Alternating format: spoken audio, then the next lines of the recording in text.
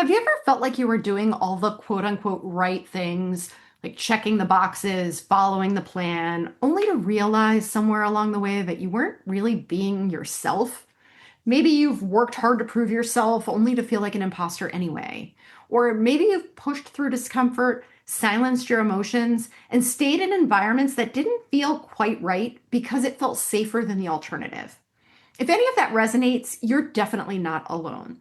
This week, I talked with Jen Hardy, COO at the Academy of MotivAction, about self leadership, courage, and the stories we carry from childhood into adulthood. In this episode, Jen shares her own journey from building a state championship soccer program while quietly questioning her worth to realizing she wasn't afraid of public speaking, she was afraid of being seen and heard. We talk about how our protective patterns often stem from a desire to stay safe, why self sabotage is the symptom, not the problem, and how courage isn't something we either have or don't have, it's something we practice. Thank you so much, as always, for listening. Welcome to the Impostor Syndrome Files. My name is Kim Meninger, and as an executive coach and former high-tech leader, my personal mission is to help professionals overcome imposter syndrome so that you can advance your career with confidence. Each week, I interview a new guest who brings a powerful perspective to this conversation, including personal stories, best practices, and new insights. The more we talk about this issue, the more we destigmatize imposter syndrome, recognize that we're not alone, and empower ourselves to access the tools and resources that can help us and those around us. Thank you so much for listening and for sharing with others you think would benefit from this conversation.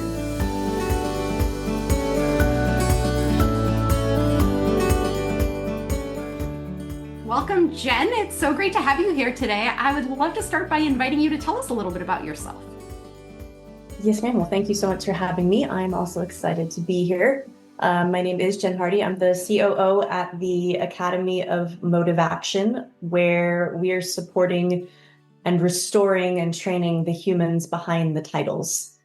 We are supporting high-stress professionals, could be first responders, educators, people, corporate executives, things like that. Anyone who's dealing with high stress, which today's world is pretty much everyone, right? That's right. But we're specifically supporting self-leadership, understanding your own reactions, your own thoughts and setbacks and self-sabotaging behaviors and all those types of things, right? How to navigate yourself first so that you can then be the leader you're desiring to be or be who it is you're desiring to be and whatever that role might be. I love that. That is definitely very timely. Yeah. Said. How did you get here? Have you been doing this work for long? No. I mean, I wouldn't say I've been doing this work long. I'm a former educator, and I'm someone who was doing what they wound up doing and ended up being good at what I was doing. And along that time frame, having those moments of self-doubt, having those moments of, is this really what I should be doing? Is this really what I'm meant to be doing? Or more specifically, if I find out I have no idea what I'm doing, when am I going to get, when's the rug going to get pulled out from underneath me? I was a state championship soccer coach and teacher, and we got there very quickly. I built a program, a state championship program in only 5 years, a brand new school. But every day was, what am I doing? How am I doing this? If they only knew. I mean, there were so many moments of not feeling like I belonged there, not feeling like I should be there. I was, teaching is basically public speaking. Mm-hmm. It's basically public speaking, but to little people, to young people who like want to make you wrong all the time and call you out on everything. And I had a fear of public speaking. Had is the key word there. I've learned through this work that I didn't have a fear of public speaking. I had a fear of being heard. I had a fear of being seen, a fear of being known. More importantly, more unconsciously, a fear of being rejected, ridiculed, exiled, right? For what I did know or didn't know or anything of that nature. And uncovering those things has allowed me to give me my voice to do things like this, a podcast, to speak on stages, to share with other people. And now helping others communicate and navigate themselves is something I'm just so passionate about supporting.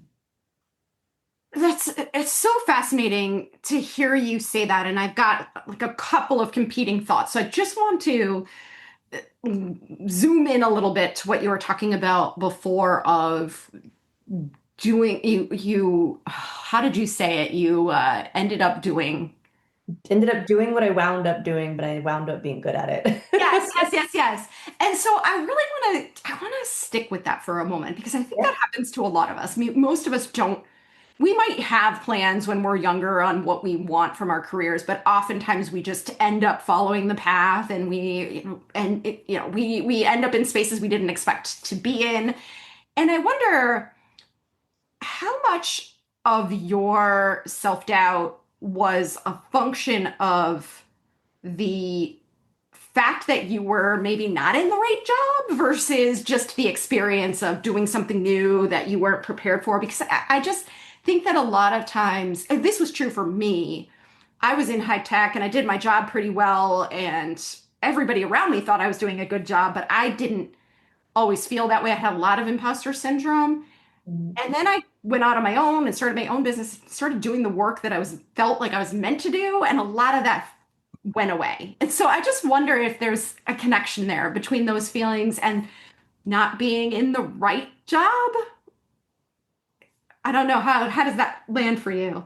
I think it can be either, to be honest, because absolutely could we be in the wrong job? And that's why we feel the way we feel that I don't belong here, I shouldn't be here, I don't know what I'm doing. If they find out, a lot of those common thought processes that happen when we're talking about imposter syndrome. Um, but I also feel like there's so much around culturally around what we're allowed to do and who we're supposed to be, and a way that I just forgot his name. Dang it.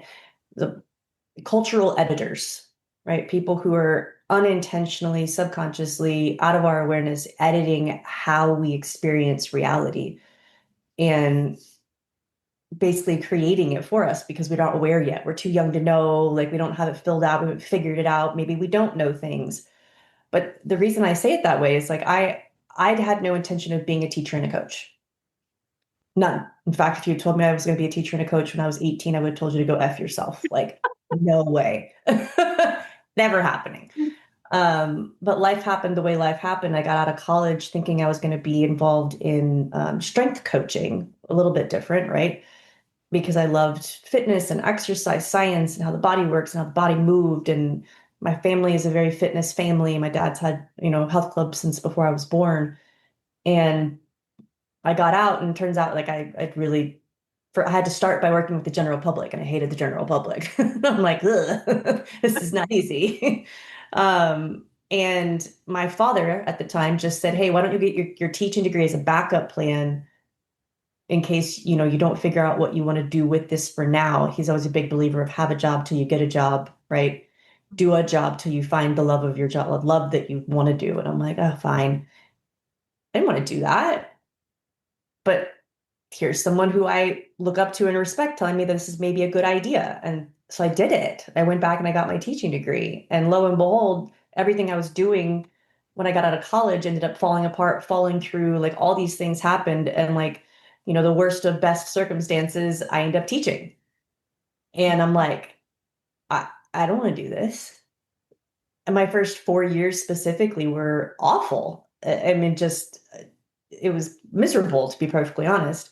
And it wasn't until I got to Austin and Vandegrift and started teaching and coaching that I started to feel a little bit more in flow. But the teaching part was still just awful, just public speaking in every day and not knowing what I was, just feeling like I never knew what I was teaching and I never knew enough. I'm not smart enough. I don't know how to do this. Pretending like I knew what I was saying. Sarcasm was my best friend, and I don't believe in sarcasm in many regards now. Um, but I was just deflecting because I was just so terrified all the time. But the funny why I say that I believe it could be either is because I left teaching and coaching to find out that I am a teacher and a coach. It is who I am. It is what I love. It's just I didn't love it in public education, number one. And to your point, to put them together, I wasn't teaching and coaching the things that I wanted to teach and coach. Mhm. So, kind of blending those two together. It wasn't, I was in the wrong field. I may have been in the wrong element of that field. Yeah, I think that's really important too, especially for people listening who maybe they really do enjoy the work. Maybe it's not the functional role that's the problem, it's the environment, it's the setting in which they're doing it. Yeah, absolutely could be. Right. And then just again, like for what purpose are you choosing to do it? I mean, in my case, I think I'm doing what I wound up doing and I'm really good at it was like me realizing I did this because my dad said it was a good idea. And it was like, well, sure, what else can I do? I'm just going to follow the path, right? I'm going to get out of college. I'm going to get the job. I'm going to get married, which I also did. And that ended badly. Like, like I just took the cultural steps and they didn't work for me, So yeah, there's just so many elements there. Yeah. And I wonder, did you consciously do anything in the in between where you are now and when you left what you were doing previously to reflect or connect with what it is that you wanted to do? Oh, absolutely. Absolutely. Yeah. Yeah, I had a few different rock bottom moments, you could call them, that were good slaps in the face. But the one that really pushed the needle forward was just a bad breakup. Mm. It was a bad breakup that felt like a different version of the same story where I must be the problem. I must be broken. And at that point, I was just so low that I was like, I'll do anything. And a friend of mine happened to invite me to a landmark event, which is a personal development course, for anybody else who doesn't know what that is. And I got slapped in the face with reality in 3 days, real hard, but in a beautiful way. And I thought I was going in there to figure out why I couldn't find love and like what was wrong with me and why do I keep ending up in these crappy relationships and healing that. And in reality, I ended up healing a lot of family wounds and a lot of self-worth through family wounds. And Mm. it's been an ongoing journey. That was 7 years ago, maybe 8 now. But that was the turning point. That weekend and me starting to really look into things catapulted me into like wanting to do more self-development, personal growth, more and more and more and more, and uncovering that I was doing what I wound up doing. So what else do I want to do? And then in that, what's keeping me here?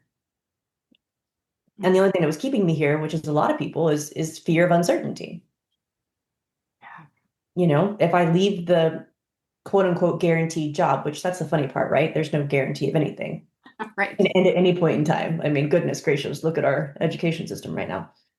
Um, but yeah, I was scared of the uncertainty on the other side. And when I got past the uncertainty and decided like the uncertainty is more interesting than staying here and just coasting, for lack of a better word.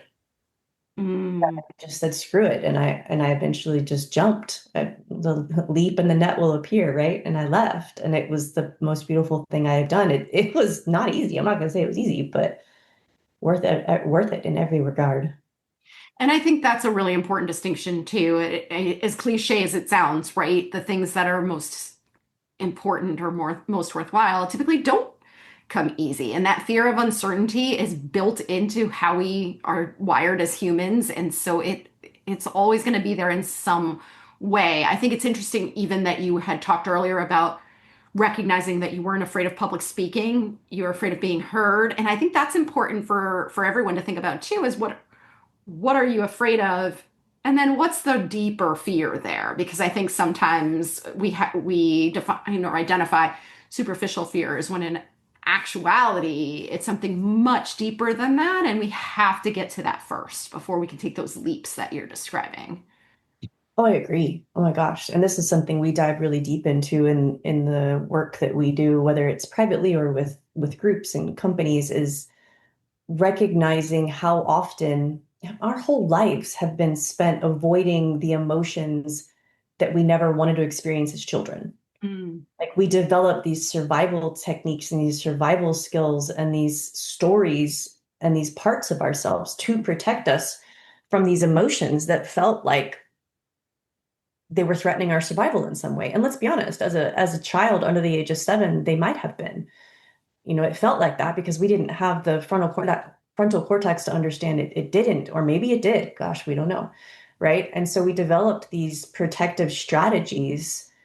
And I think a lot of things that come along with imposter syndrome, and I hate the word syndrome, by the way, I do too. it used to be imposter phenomenon, not syndrome. So let's Yes. just start referring to it as that because I hate that. There's nothing wrong with you. Exactly. uh, but but like I was saying, like we've been practicing these survival techniques our whole life because that's how it felt. If I don't do this, if I don't uphold it this way, I could be abandoned, I could be betrayed, I could be shamed, I could be exiled, I could be pushed out of the tribe, and then to that right as well, that built like this box, this encampment, these boundaries that if I start to bump up against those or go beyond them, like become a badass executive or go own my own business, I'm challenging the norms and the expectations of what this culture and this tribe or my family or whoever has said was okay and acceptable to still be a part of us. Right. And that yanks you back in. And I think that's where self-sabotage comes into play a lot. Is like we're bumping up against or even removing ourselves. We're going for something for us and not for just the tribe. And it's like, oh no, you shouldn't be doing that. And there's just I just said a lot, so I'm gonna stop. No, no, that's perfect. I think that's exactly what we are unconsciously doing so much of the time. That's keeping us playing small. Like you said, it's kind of bumpers that we've put artificially around our lives that we're not willing to extend beyond. And I wonder whether it's based on your own story or based on some of the work you do, if there are any kind of practical things that you would recommend to people to just start to do that work, to start to maybe get more insight into where it's coming from, or to just start breaking down some of those bumpers that are out there. Yeah, absolutely. I mean, it's hard to see your way out of your own story, Hmm. right? We don't know what we don't know. So, but I do think some of us, we do know. We know. It's just, are we willing to like actually sit with it and consider like, where did this come from? When did I decide? There's so many beliefs we have that if we just ask ourselves, well, when did I decide this? A lot of times you're going to realize you never did. It was imposed on you. It was projected onto you. It was again required for survival. And it's like, okay, well then is that still required of me? Is that something I actually still believe? So taking some time to notice your patterns, to notice when you have those thoughts and those physical reactions and in what situations specifically, right? So for me, it was public speaking was an obvious one. That was an easy one. Avoiding confrontation was an easy one, which doesn't really work when you're a coach. I couldn't avoid confrontation, so I think I'd leaned so hard into it that I went, don't ask me a question unless you want to know the answer. And I will give you, and I would be really, blunt, which I believe in, but with a 16-year-old, you still have to have some tact. Um, so I think the fastest way to start is to start looking at your patterns, start noticing where you have reactivity, start noticing where you're self-sabotaging, notice the procrastination, notice where you're always saying yes when you want to say no, notice where you feel like you always have to do it alone or it's not going to be as important. Notice where you feel like you have to go save the day all the time. Notice those patterns. Once could be a pattern, could be a coincidence. Twice might be a pattern. Three times or more, it's a freaking pattern. Let's break it down. Let's figure it out. um, and then learn to revel in it. Learn to roll around in it and be okay with facing it. And I think that's what stops so many people is what you're going to find, what you're going to learn, because you're going to realize there's some responsibility that you got to take for how things have been going. And it doesn't feel very good. I know it happened for me. The relationship I had with my father, I realized the role that I was playing and that I hadn't been telling him I loved him for years because it was my way to pull the strings. It Mm. gave me some power. And in reality, it was giving me the opposite of the relationship that I wanted. And when I realized that, I got to go have a conversation with him about it. And I got to say, I'm not doing that anymore. It's not who I am. It's not how I want this to be, and that completely changed the trajectory of our relationship, but it felt pretty disgusting at first to be like, oh, cool. I'm doing that. Ugh. But again, it puts the power back in your hands. Hmm. Yeah. It 'Cause- puts the power back in your hands, and it also, I would say it allows us to see something that we didn't know existed, right? And we can't change it until we acknowledge it. And I think that's a really big part of what you're saying. It's interesting because you mentioned Landmark. I did the Landmark 3-day experience too many, many years ago. Actually, it happened to coincide with 9/11.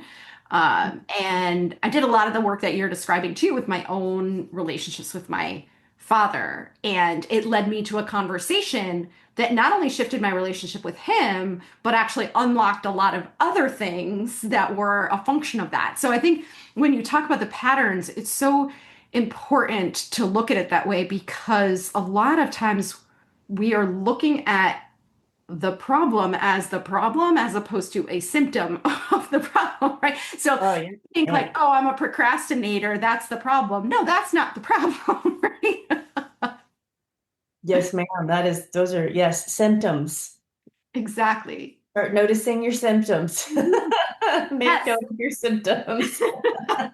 That's right. And I love that you bring up the physical reactivity too, because I think that's where a lot of the information comes from. We are so quick to dismiss our physiological responses to things, or we want to stifle emotions because they're uncomfortable. But I always talk about that emotional reaction or that physical reaction as your body's check engine light, right? It's like it comes on for a reason. It's not something to dismiss. And if you just get a little bit uncomfortable and spend some time with it to think about, what just made that happen? Right? What was going on in that moment inside of me, in the environment that I'm in? You can learn so much about what your triggers are and how you're relating to your environment. Yeah. We're just not taught to do that, and Mm. we have no idea how to be with that. We're just such a dissociated culture in the first place. I feel like sometimes people stop to do that, at least I did, and I was like, I don't know what I'm experiencing. Like, you want me to label this? you know, but and that's the point though, right? It takes practice. And the first practice, as you mentioned, the first practice is just start paying attention. Just get aware, acknowledging something. Something isn't right, something feels off. Oh, I notice I always do this here. This always happens there. This is the experience I have. Like, just start noticing the symptoms, the patterns, the presence, and that's the first step to really being able to do anything, because again, you can't do anything about the things you don't know. That's right. That's exactly right. And I think it's also important to recognize because a lot of us have been told implicitly or explicitly to essentially suck it up, right? And Mm. so there is a lot of motivation to not sit with uncomfortable feelings because it feels like wallowing. It feels like self-pity. It feels like we're going to get stuck there and that we're feeling sorry for ourselves, as opposed to looking at it through this more productive lens that you're describing of just trying to understand it. It's not about, uh, you know, getting swept away by it, but the more you pay attention to it. And I say this as somebody who grew up with I'm a pretty dramatic person. I've always been a pretty emotional person. It's coming back to haunt me in the form of my 10-year-old son who is very similar to me. But my mother always used to say to me, get a grip, right? And that was her way of saying you're overreacting. And so I didn't feel safe to experience my emotions because she always told me that I was too much. There was just, you have to put it all away and it's not appropriate or it's not safe to bring that out into the world. And I think a lot of us have experienced that too. And so it can be hard sometimes to say, gosh, if I spend some time looking at this, I might actually feel something that I don't feel safe to feel, or I might actually go to a place that I've been told not to go. Yep. Oh man, do I agree. Yeah. And I think that's a different version of something I was trying to allude to as well. Yes, we're taught it's either not safe, it's not okay, it's not acceptable, you're too much. right? You're too much, you're not enough, you're bad, you're broken. And the funny part to me is, especially in like that parental situation, right? Your emotions, they didn't know what to do with them. Mhm. And it's that way in most situations when someone's like, "Ugh, you're just being this. Oh, you're just being that. Oh, it's too much. Oh, I can't believe you. Get a grip. Hold it together." I personally think it's my belief system that they don't know how to navigate whatever you're experiencing. And so therefore they must shut it down. Yes. And I just had a podcast with a different gentleman and we had this beautiful conversation around learning how to navigate yourself, your own emotions, your own experiences, and all the things that are happening when that stuff comes up that most people label as too much or, you know, can't handle it. You learning you, which is why we teach self-leadership, allows you the opportunity to then be with others and whatever they're experiencing so that they get to be whoever they need to be in that moment. We don't make it mean anything about either one of us. And in fact, we then increase our ability to be human. We increase our humanity because we're able to navigate experiences without it having to mean anything about each other. And instead just being experiencing each other. Yeah. That's so powerful because you're absolutely right. I think one of the things I joke about is that we think that we are operating in a world where we're all sort of rationally interacting with each other.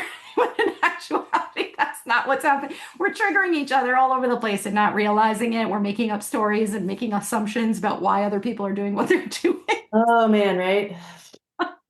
Goodness, yes. But that makes it scary, you know? I mean, and again, if you don't take the time to figure yourself out first and start to rebuild your own worthiness, accept yourself for the experiences you're having, how the heck are you supposed to do that for somebody else Mm, or yeah, with somebody else? exactly. And that's true for leaders, it's true for parents, it's true for so many of the roles that we play in our lives. Absolutely. And so I also want to acknowledge that this is not work that's ever done, right?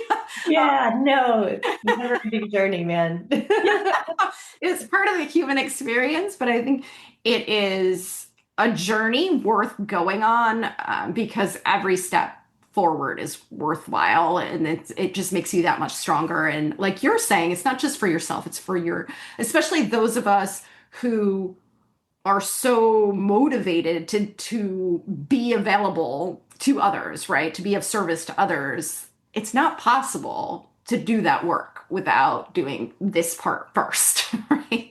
Absolutely. Yeah, absolutely. Yeah, there's yeah, yes. So I want to bring it back to you for a moment, if that's okay, and just ask you, how are you today versus what the story you started with, right? Like, where are you in the journey?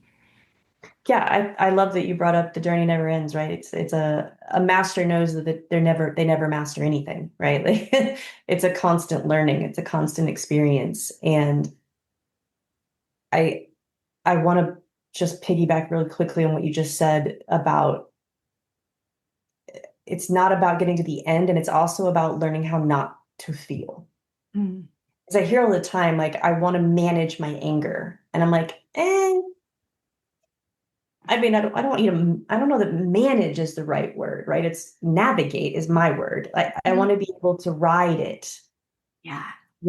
and because you're human, you need to experience it. Getting it all stuck and trapped up and shut down and pushed away like we tend to do is what leads to disease, right? And all the problems. So I have a lot of people who are like, oh, I want to get really good at this because I want to just like, be able to just manage it. And I'm like, no, because I hear manage is like just stop it. And I'm like, no. So with that said, I would say it has been a journey since 2016 of learning how to navigate the thoughts that come up about, let's go back to imposter syndrome, not enough, too much, bad, broken, wrong, any of those. And obviously they distill out into much more specificity, not smart enough, not good enough, not pretty enough, not capable enough, whatever it might be. Noticing those stories when they come up noticing the emotion that is attached to it and how it's being triggered with the person in front of me or the things that I'm doing, and finding new ways to navigate and getting more information. So I am speaking on stages now, which I could have never fathomed doing before, and I am constantly bumped up against with my current career because, life's a journey, and financial situation for the past 16 months has been a struggle. And my business partner and I built this program, the CARES program, to support high stress professionals, as I mentioned, and it was new. And we were having to get back out there and basically kind of rebuild momentum. And it's been slow. And like the impact that's had on my relationship and having to use the tools I have to navigate my relationship not falling apart because of financial strain, to navigate the both business partnership and friendship I have with my business partner, and make sure that we stay good. And, really nothing that we teach is theory.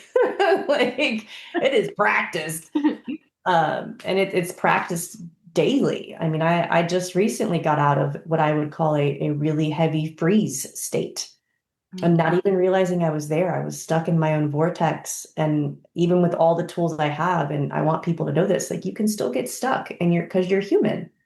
Stuff still happens. We joke like new level, new devil. So um but where I'm at now is much more aware, the ability to catch and witness, and I have an environment, a group of people who I trust with my life, and more importantly, I trust with my thoughts, and can share freely and openly, and who will call me on my bullshit Mm. when they hear it. And I love it. We have a Marco Polo group between four of us, and then I also have my sister and my partner, my guy, and between those six people, like, I know I'm supported. I know I've got people who will say, "Hey, what just came out of your mouth? What are you talking about?" Right? And so that's been huge too, is really, for lack of better words, cleaning up my environment, noticing who I'm willing to spend my time with, because our environment is a dramatic impact on everything we're talking about. And whether that be work, or that be at home, or that be your significant other, or both, or family, or whoever, I mean, they're having a dramatic impact on how you view yourself and how you're able to keep yourself where you're headed. It's very easy to get sucked back in. Well, and I want to go back to what you were talking about earlier with some of the childhood patterns and the 7-year-old versions of ourselves, and the fact that we don't have the sophistication in our brain to process a lot of what we're experiencing and feeling. And I think that's a really important distinction, what you just said, uh, between adulthood and childhood, is oftentimes we stay stuck in situations assuming we have no power or agency, when in actuality we do. And so we repeat a lot of the childhood patterns because we feel like that's our only option. Whereas we get to decide, right? We get to decide what environments we put ourselves into. We get to decide the people who surround us and that we rely upon. And that's a very big difference. Yep. You may remember this from Landmark. It was one of my favorite things that I've taken forward. We feel like we have no choice, right? Like, we really do. But that's because life doesn't show up as chocolate or vanilla, choose. Typically, it shows up as vanilla, choose, That's right? right. And some people are going to hear that and be like, what the? But that's how it feels, right? We feel like we are sitting in a situation where there is, quote, no choice, but there's always choice. It's just, are you willing to deal with whatever's going to be on the other side of that choice? I've had to, I mean, I know we're I tend to go to personal life more than work life, but I think they bleed into each other so much. Mm. And, my mother lived with me for a period of time. I had to kick my mother out of my house, Mm. and I lived for quite a few months thinking that I had no choice. She had nowhere to go. She's at that point in my life, I think she was in her early 60s. She has nowhere to go. She has no money. Like, I have to let her stay here. She has no choices. Therefore, I have no choices. And I finally got to a point where I was like, no, Like my health is a problem now. Like you're impacting my mental and emotional health just being here. Like we had a really volatile relationship at that point in time. We're great now. And she would tell you the same thing. But I had to sit down and kick her out of my house, and that was vanilla, choose, that was hard. It sucked. And it was the best thing I ever did for myself. Mm. But again, I think this is what stops most people is the fear of what I'm going to actually have to do to take care of me in whatever way that looks. Well, and it sounds like you're having said that you're in a good place with your mother now, that it was probably good for your relationship too. Mhm. It probably wouldn't have gotten to where it is today if you hadn't done that. So I think that's important for people to understand too, is the experience in the moment can be really hard and it can feel really scary, but you almost have to take a leap of faith if you know what's right for you and you understand yourself in the way that we're talking about, that there is more on the other side that you can't see yet. Yeah, and I've had plenty of instances where the opposite happened and nothing good came out of it, but except for me, right? Like I got to be okay with me and I got to move on and I got to let things go. But that, whatever that was with the other person, it's done, it's over. We don't talk anymore. There's no relationship there anymore. It could be both. It could be either or, but you're worth choosing you. Mhm. Yeah, yeah. And I often think about the fact that we are very loss avoidant as humans. And so whenever we're trying to make a decision about something that might happen in the future, we go through the laundry list of everything that could go wrong and all the ways in which we might lose. But we don't do it on the other side, which is what do I lose by staying, right? What do I lose by not making a choice? And I think that's a really important piece of the equation to make sure we're paying attention. Totally. Well, and I think also with that, it's people think courage is just something like you just have, and what we're talking about is courageous. And courage is a skill. It is something that must be practiced. You have to take the chances. You have to lean into the vulnerable moments and have the courage to do so for the possibility of all the yucky stuff, hurt, harm, loss, deficit, injury, death, pain, and all of the beauty, right? The love, the connection, the compassion, the joy, the zeal, the miraculous. You can't, you have to risk one for the other. And that requires vulnerability, which requires courage. And courage is a skill. The more you do it, the more you try it, the more you practice it, the more resilient you become. Yeah, yeah, you're absolutely right. Gosh, Jen, I could talk to you all day. I think this is just such an inspiring conversation, and I'm so grateful to you for having it with me. Where can people find you if they want to learn more about you and your work? Yeah, the easiest place to find us is on our website. It's motivaction.academy. So it's not .com, it's not .org, it's none of those things. It's motive with no E action .academy. And that is everything's there. Our emails, our phone numbers, our socials, links to set up a call. It's the fastest one-stop shop to find us. Excellent. Well, I'll make sure that's in the show notes as well. And thank you again, Jen, for being here, and thank you for doing the work that you're doing. It's really important. Well, I appreciate it. I really enjoyed the conversation as well. Thanks so much for listening to the Impostor Syndrome Files. If you would like to continue this conversation in a safe and trusted space, I would love for you to join my virtual discussion group every Thursday at 12 p.m. Eastern. For the past several years, the group has been limited to women, but it is now open, regardless of gender, to anyone who is interested in exploring and troubleshooting common workplace challenges, building better awareness of ourselves and others, and becoming more inclusive allies at work. Check out the show notes for more info on how to find us, and please join us next week for another episode of the Impostor Syndrome Files.